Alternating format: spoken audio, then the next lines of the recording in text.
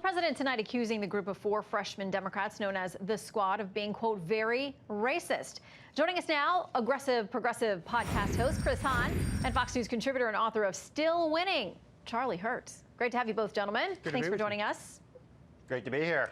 Okay, so we're having some technical difficulties, so we can't show you the video, but if you've watched throughout the weekend, you've probably seen the video from back in 2016 of now Congresswoman Rashida Tlaib being escorted out.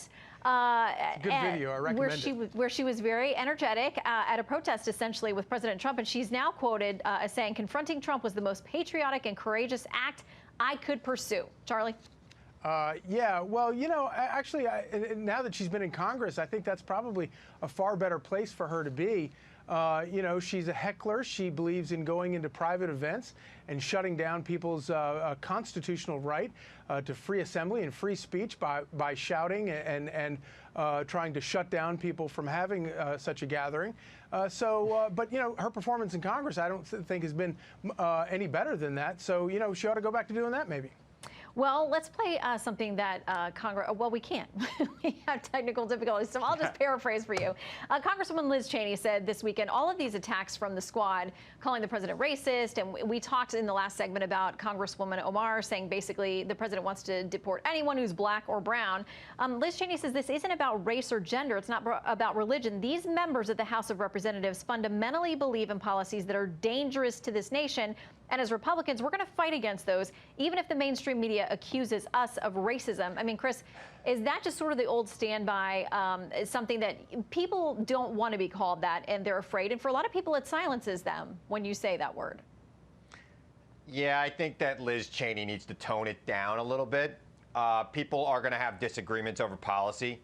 The president shouldn't be saying they should go back. In fact, he's the president. There are 4 junior members of the House of Representatives. He needs to do better. He needs to show grace. He needs to be a leader. When people say things that are outside of our norms here in the United States of America at his rallies, he needs to calm them down the way that Barack Obama did at rallies, the way that John McCain did at rallies. Look, we're going to disagree in this country. Everything we say can't be black and white, you're evil, I'm good. That's not the way it works. We need to come to the middle. We need to compromise. This president is incapable of doing it. He thinks that this is good politics. He is dead wrong. It's going to cost him the election if he continues down this road. Well, Charlie, a lot of people would say that needs to work all the way around, that both sides need to stop with the rhetoric and show up at the table and try to get something done, like on the border where everybody agrees, including the New York Times, that there is a massive crisis. You know, what do you make of this point that Chris makes, that we're so divided right now that there really is no middle ground for folks? Well, also, but don't forget, not everybody agreed that there was a problem at the border just a few months ago. That's true. Remember when President Trump shut the government down in order to address the crisis at the border, you had Democrats in Congress uniformly saying there's no problem down there, there's no crisis, it's manufactured. Thankfully, we have some Democrats who are stepping forward and admitting, indeed, there is a problem. The problem, of course, you also have people like AOC going down there and fantasizing about people drinking out of toilets, which is just beyond me how that contributes to any kind of solution here. But you know, going back to this the issue of race, you know, we had a Congresswoman Presley recently made the comment that we don't need any more black politicians who aren't speaking the way black people should think and speak. We shouldn't have brown politicians who aren't speaking the way brown politicians should speak.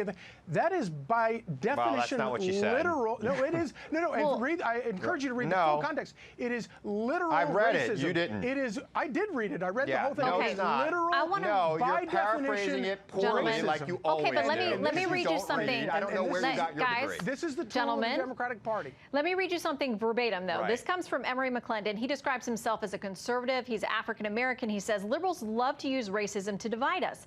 Political correctness is only beneficial when it supports their cause. He says, after all, if they were truly concerned about racial animosity, why is Virginia Governor Ralph Northam still around after admitting to being in blackface or a Ku Klux Klan outfit in an old yearbook photo? Yeah. Chris? I called for him to resign that night on this air, not your show, but another show. And a lot of Democrats did, and I don't know why he's still there. And if it was up to me, he'd be gone right now. But the president using the I know you're not, I know I'm not, but who, I know you are, but what am I kind of thing, that's not working here, okay? He's the president of the United States. He needs to be better. He needs to All not right. use racist things like go back to your home place, Okay. go back to your country. He All needs right. to stop it right now. He needs to have grace. He's the leader of the free world. His words matter more than anybody else's words, and talking about what anybody else said is irrelevant Okay. to this conversation. Okay, got to leave it there. There's a plenty of heat and light on Twitter and all the other social media platforms. So grace is the idea. That's the word for Absolutely. tonight. All right, Chris and Charlie, thank you both for Grace. your Shannon. graceful appearances. Good to see you. Thank you.